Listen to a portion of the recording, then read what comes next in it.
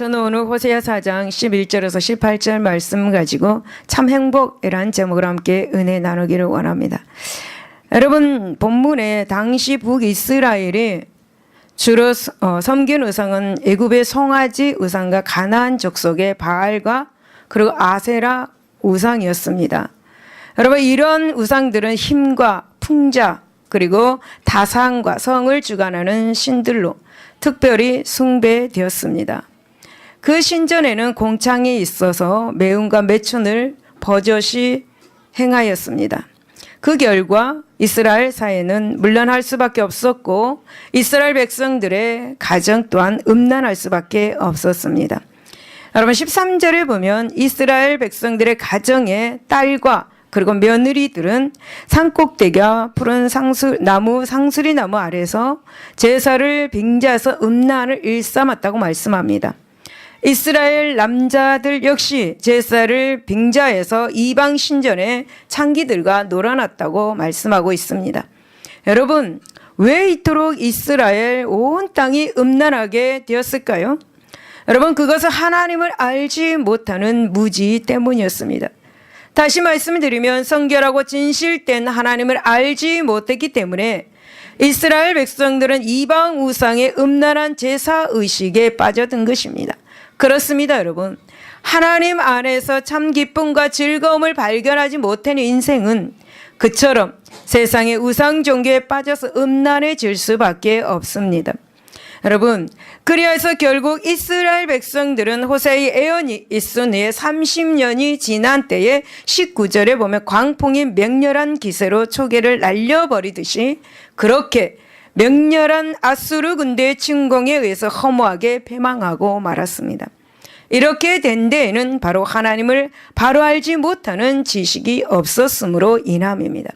그렇다면 본문을 보면서 하나님의 은혜를 한번 찾아보도록 하겠습니다. 첫 번째 보면 술의 해악은 무엇인가? 11절을 보면 음행과 묵은 포도주와 새 포도가 마음을 빼앗는다 라고 그렇게 말씀합니다. 여러분, 당시 이스라엘 백성들과 제사장들은 음행과 더불어서 방탕하고 항상 술에 찌들어 있었습니다. 그렇다면 백성과 제사장들의 술에 찌들어 있었다라는 것은 무엇일까요? 정말 실로 북이스라엘 백성들과 제사장들이 얼마나 방탕하였고 부패한 사회였는지를 알 수가 있습니다.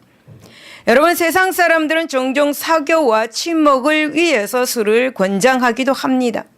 이것을 인생에 배제할 수 없는 하나의 즐거움으로도 생각하기도 합니다. 여러분, 술은 무엇입니까? 여러분, 술은 실제로 사람들의 혀를 감미롭게 하고 정신을 혼미케 하고 때로 황홀하게 하는 것이 바로 술입니다. 여러분, 술이 주는 특별한 기쁨과 즐거움이 있는 것 같습니다. 하지만 그것은 속이는 것에 지나지 않습니다. 그리고 실제적으로 술을 마시는 사람에게 엄청난 많은 해악을 가져다 주는 것을 우리는 주위에서 볼 수가 있죠. 여러분, 우리는 술이 어떤 해악을 가져다 주는지 구체적으로 한번 살펴보도록 하겠습니다. 첫 번째, 술은 사람의 건전한 판단력을 흐리게 합니다. 술에서 빠지지 않는 성분이 무엇입니까? 바로 알코올입니다. 알코올을 마시면 입 속으로 들어가서 피를 타고 온몸으로 퍼지게 되면 어떻습니까? 육체의 예민한 신경과 감각을 점점 무디게 합니다. 이에 따라서 초래되는 현상 가운데 하나가 바로 판단력의 저하이죠. 여러분, 특히 술을 많이 마시게 되면 내가 묵직해지는 느낌을 받게 되고 무엇이 옳고 그른가를 정확하게 판단하기가 매우 어려워집니다. 여러분, 성경에서도 이런 모습을 보게 되는데요. 여러분, 레위기 10장 1절에서 7절에 보면 이스라엘 최초의 대제사장이었던 아론에게 4명의 아들이 있었습니다. 그런데 아들 중에 나답과 아비후는 제사장의 직무를 행하는 도중에 성전에서 즉사하고 말았습니다. 여러분, 그 원인이 무엇인지 아십니까? 그들은 술에 잔뜩 취해서 정신없이 하나님께서 명령하신 불이 아닌 다른 불로 여호와께 분향을 드렸기 때문입니다. 그래서 그 다음부터는 에레미야 10장 8절에서 10절을 보면 하나님께서는 제사장들이 회막에 들어갈 때 절대로 술을 마시지 말라는 명령을 내리셨습니다. 여러분, 우리나라의 자동차 사고율이 세계 1위라고 합니다. 그 가운데 가장 큰 원인이 바로 음주운전입니다. 역시 여러분, 술이 얼마나 사람의 판단력에 해로운 영향을 끼치는지를 알 수가 있죠. 여러분, 이사야 28장 7절로 보면 이들은 포도주로 말미암아 옆걸음을 치며 독주로 말미암아 비틀거리며 제사장과 선지자들도 독주로 말미암아 옆걸음을 치며 포도주에 빠지며 독주로 말미암아 비틀거리며 환상을 잘못 풀며 재판할 때 실수를 한다라고 말합니다. 술을 마셨을 때에 이러한 현상이 나타난 거예요. 옆걸음을 친다, 비틀거린다, 잘못 판단한다, 잘못 재판을 하게 된다라는 거죠. 여러분, 둘째, 술은 몸을 상하게 하는 것을 볼 수가 있습니다. 여러분, 알코올 성분이 들어있기에 몸을 산화시킵니다. 술은 즉 몸을 황폐화시키는 것이죠. 술에 알코올을 많이 마시게 되면 구토가 나고 평형 감각이 떨어져서 걷기조차도 힘들어지게 합니다. 특히 여러분, 술을 오랫동안 마신 사람들은 대개 몸의 독소를 제거하는 간 기능이 떨어진다고 합니다. 그래서 잠언 7장 23절에 보면 필경은 독화살이 그 간을 뚫게 되리라 라고 그렇게 말씀하고 있죠. 그래서 알코올엔 독소가 있습니다. 그래서 독화살이 그 간을 뚫게 되는 것이죠. 여러분, 알코올의 독소는 극단적인 경우 몸은 영양실조로 바싹 마르게 되고 배는 임신한 산모와 같이 복수가 차올라 옵니다.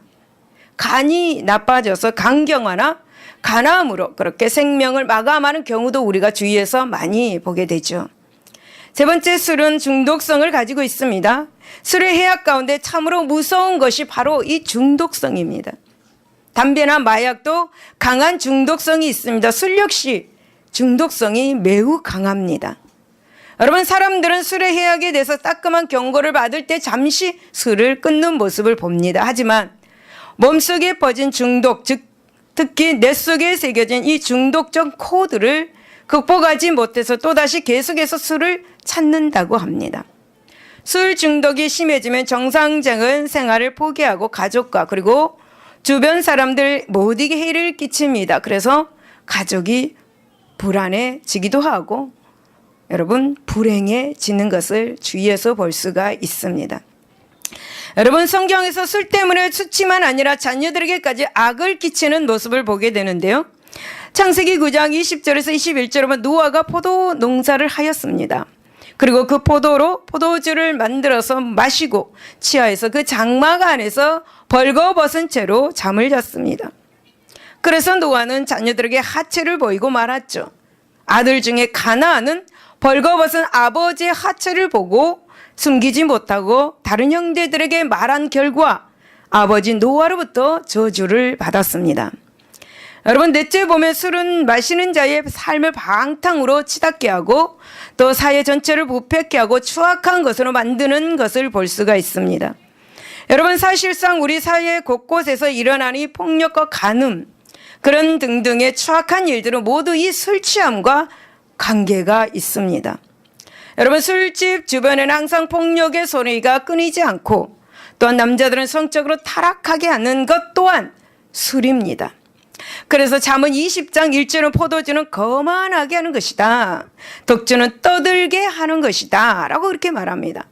그래서 여러분, 성경 에베소서 5장 18절을 보면 이 술 취함을 방탕함으로 규정했고 술 취함을 금지하고 멀리하라고 그렇게 가르쳤던 것이죠.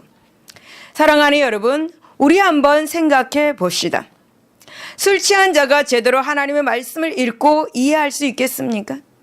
술 취한 자가 하나님과 정말 신령한 교제를 나눌 수가 있겠습니까? 술에 취해 사는 자가 건강한 삶을 살 수가 있겠습니까? 술 취한 부모의 가정이 과연 행복할 수 있겠습니까? 사회가 과연 바르게 세워질 수가 있겠습니까?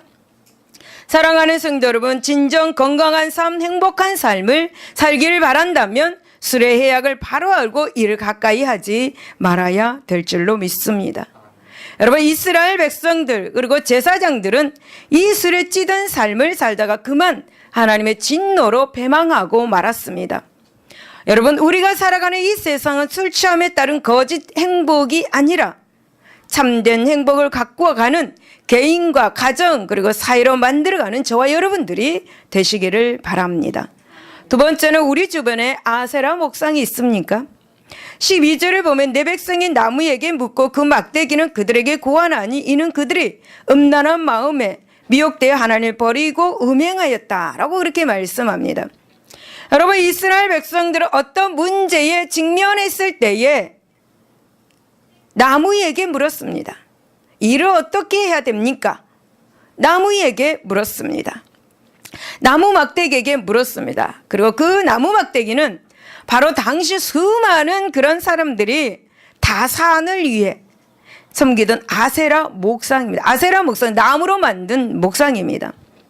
여러분, 당시 이스라엘 백성들은 아세라 목상이 자신들의 미래의 풍요와 그리고 번성에 대해 신탁을 내려줄 것으로 믿고 그 나무에게 기도를 했습니다. 그리고 여러분, 그들은 아세라 목상 앞에서 신탁을 묻는 과정에 그 신전 창기와 행음을 제사의 행위로 미화시켰습니다. 이스라엘 백성들은 이러한 성적 유혹과 미혹을 마땅히 물리쳐야만 합니다. 하지만 이스라엘 백성들은 이것을 아무렇지도 않게 받아들였습니다. 그래서 13절, 14절을 보면 남녀를 문혼하고 음행에 사로잡히고 말았습니다. 그래서 이스라엘 백성들의 신앙적, 도덕적, 윤리적으로 철저히 항폐화되고 말았다라는 것이죠.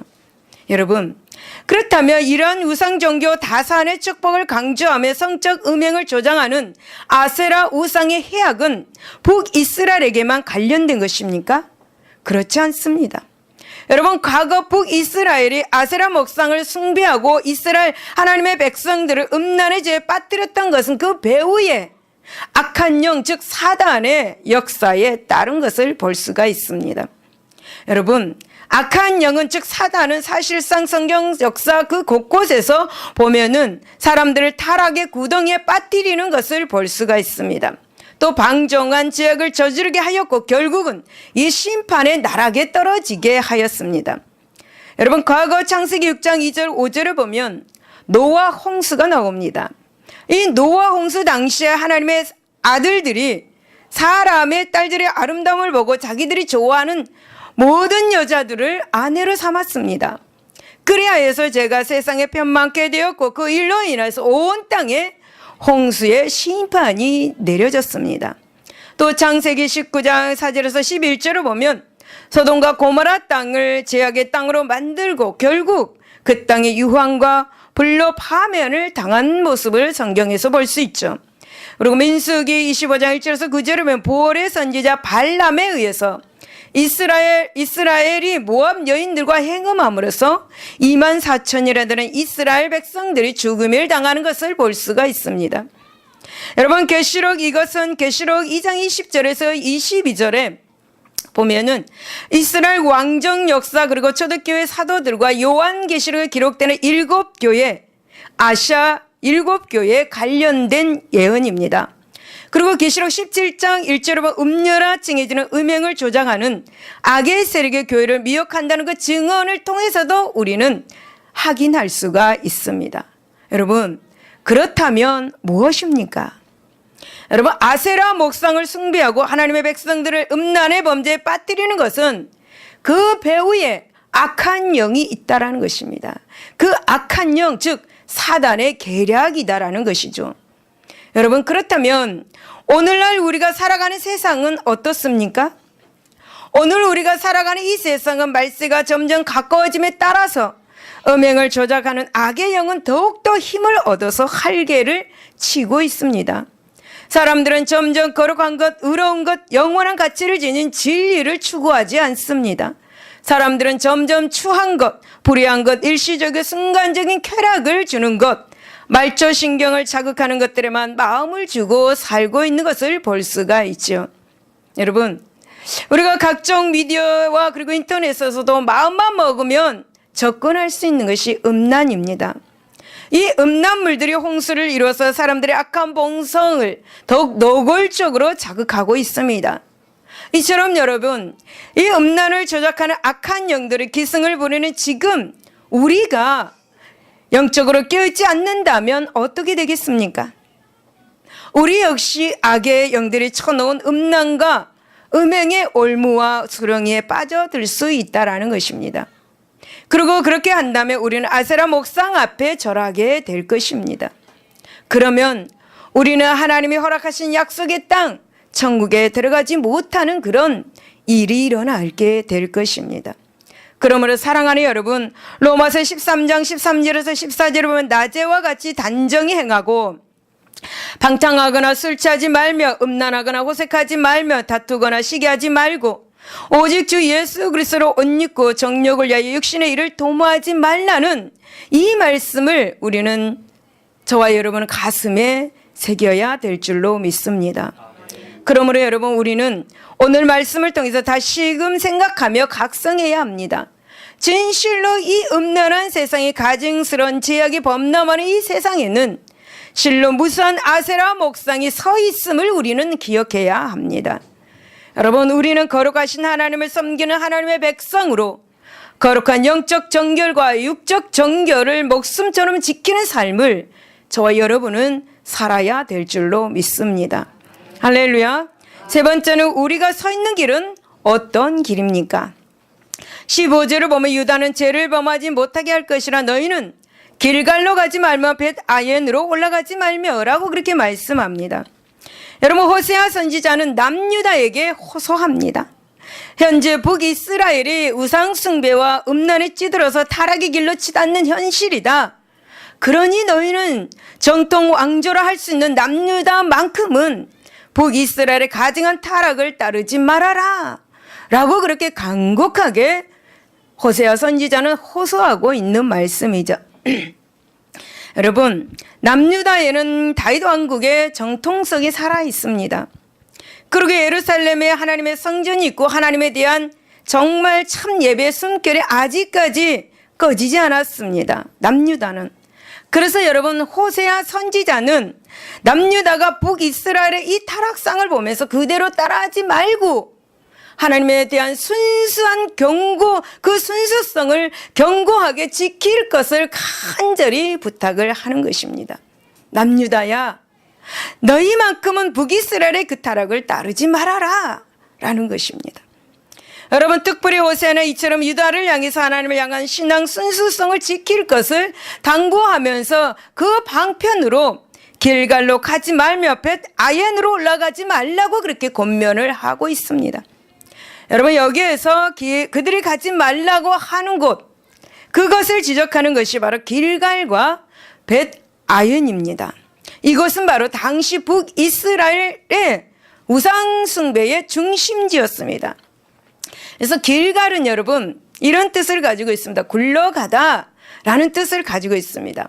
길갈은 여호수아가 출애굽 제2세대를 상대로 그들이 가나안 땅에 입성하기 전에 그곳에서 할례를 치른 것입니다. 길갈은 하나님께서 애굽의 수치를 굴러가게 하셨다는 의미를 지닌 지명입니다. 길갈은 선지자 생도들을 교육하던 곳이기도 합니다. 그래서 그것을 거룩한 것으로 간주돼서 신성시 되었습니다.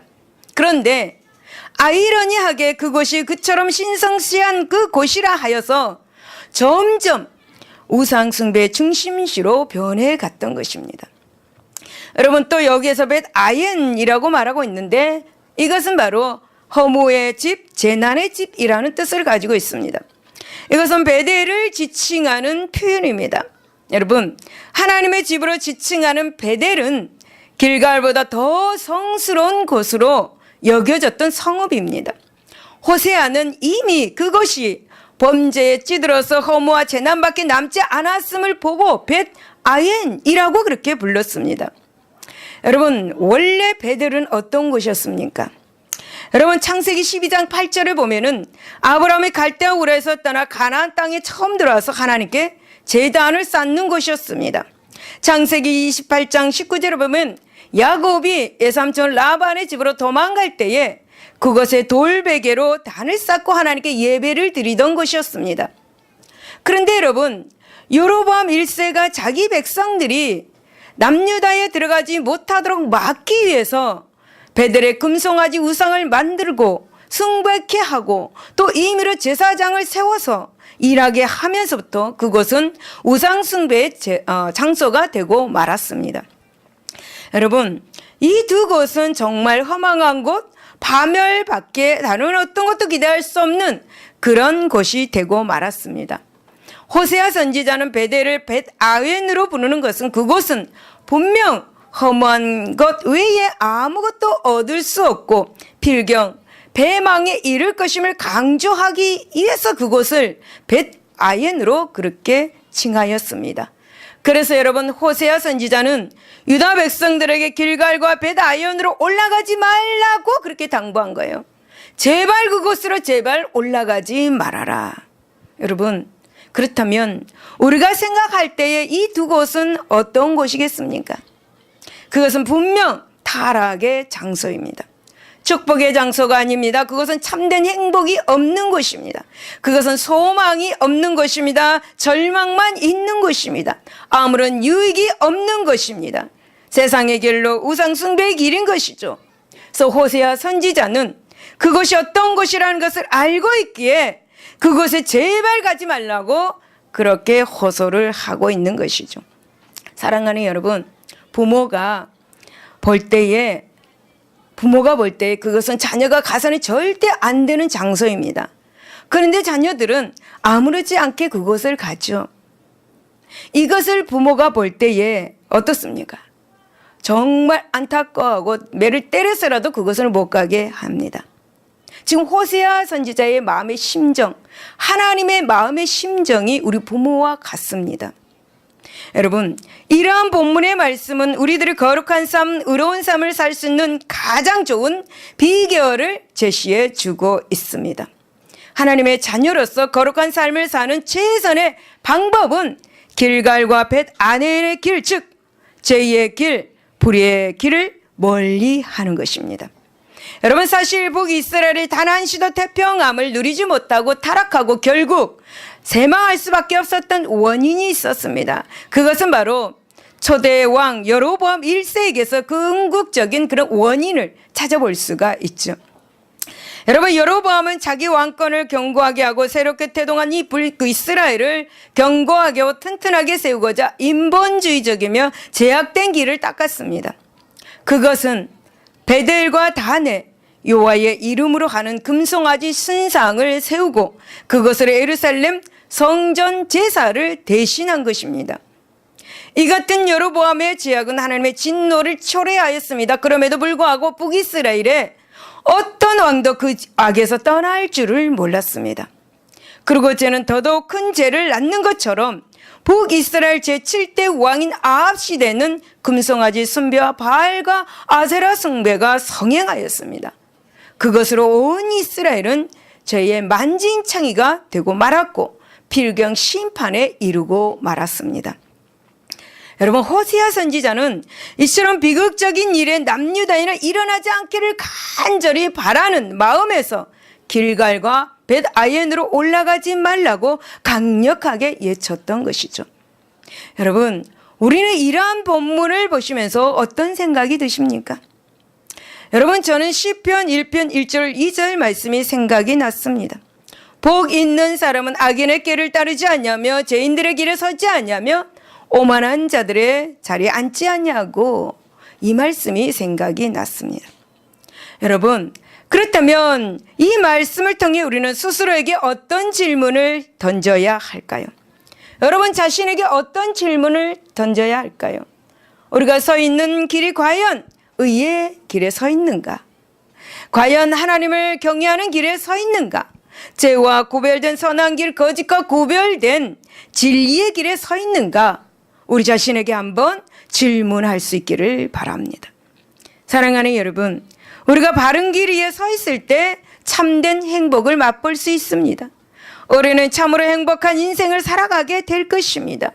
하나님은 의롭고 진실한 삶을 사는 당신의 백성들에게 약속한 축복과 평안을 주심으로 행복의 삶을 살게 해 주실 것입니다. 여러분, 믿으시기를 예수 이름으로 축원을 드립니다. 네 번째는 혹 마음에 완악함이 있습니까? 여러분 16절을 벌써 이스라엘은 완강한 암소처럼 완강하니 이제 여호와께서 어린 양을 넓은 들에서 먹인같이 그들을 먹이시겠느냐라고 그렇게 말씀합니다. 여러분 당시 북이스라엘 백성들은 완강한 암소 같다라고 그렇게 말합니다.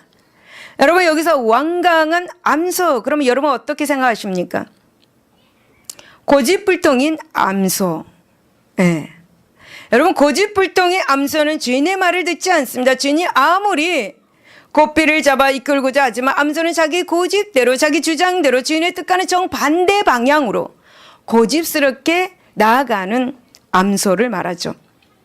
사랑하는 여러분, 혹 완강한 암소는 누구라고 생각하십니까? 혹 내 이웃이 완강한 암소다라고 생각하십니까? 우리 가족 중에 한 사람이 완강한 암소다라고 생각하십니까? 아니면 나 자신이, 나 스스로, 나 자신이 완강한 암소라고 생각하십니까? 여러분 한번 생각해 보시기를 바랍니다. 여러분 소는 주인보다 훨씬 힘이 셉니다. 하지만 소의 코를 뚫어 연결한 꼬피를 잡아당기면 그 고통으로 인해서 소는 주인을 따를 수밖에 없죠. 그런데 여러분 소는 이런 아픔에도 자신의 뜻을 굽히지 않았다라는 것, 바로 북이스라엘 백성들이 완강한 암소와 같다라고 그렇게 말씀합니다. 여러분 인간은 소와 같은 것 같습니다.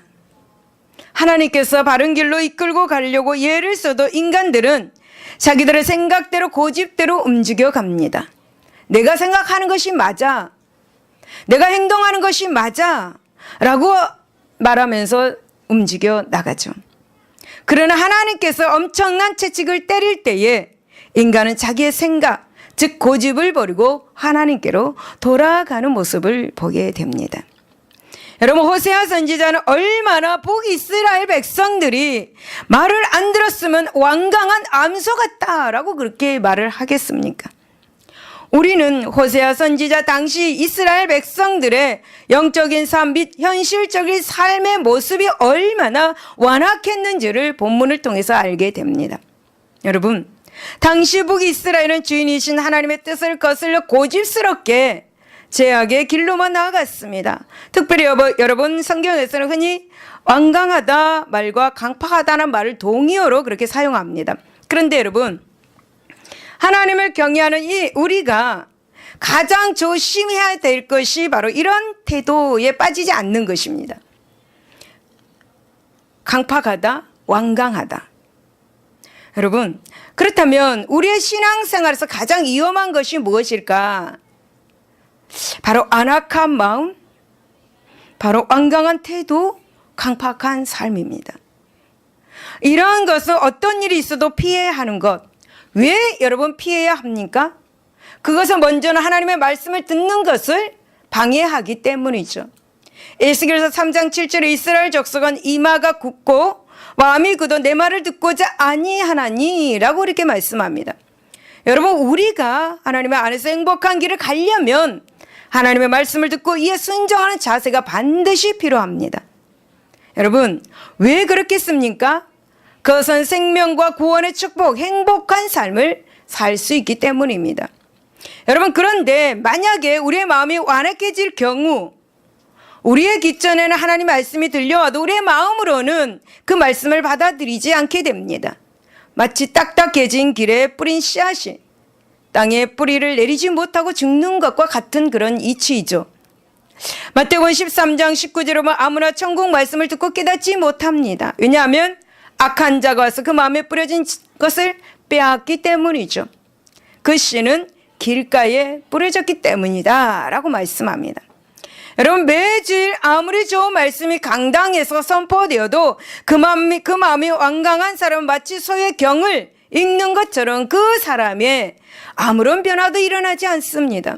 결국 그는 말씀과 무관한 삶을 살다 끝내 패망에 이를 수밖에 없다고 잠언 28장 14절에서 말씀하고 있습니다. 여러분 출애굽기 9장을 보면은 마음이 완강하고 강팍했던 사람이 나오고 있습니다. 그 사람이 바로 애굽의 왕 바로 왕입니다.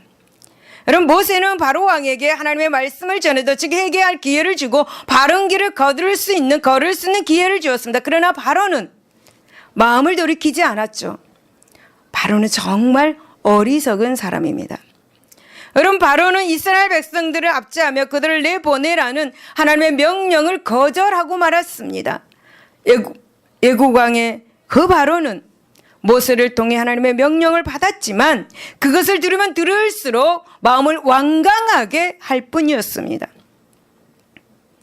여러분, 바로는 결국 어떻게 되었습니까? 그는 자신의 왕위를 이을 장자를 잃어버렸습니다.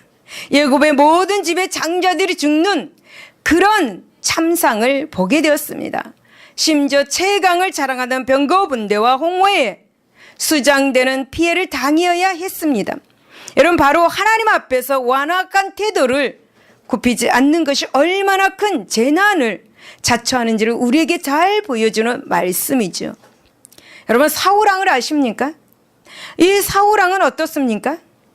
하나님께서 그를 이스라엘 왕이 되게 하셨습니다. 그럼에도 불구하고 하나님 나라가 아닌 자기 나라를 세우기 위해서 힘을 쏟았습니다.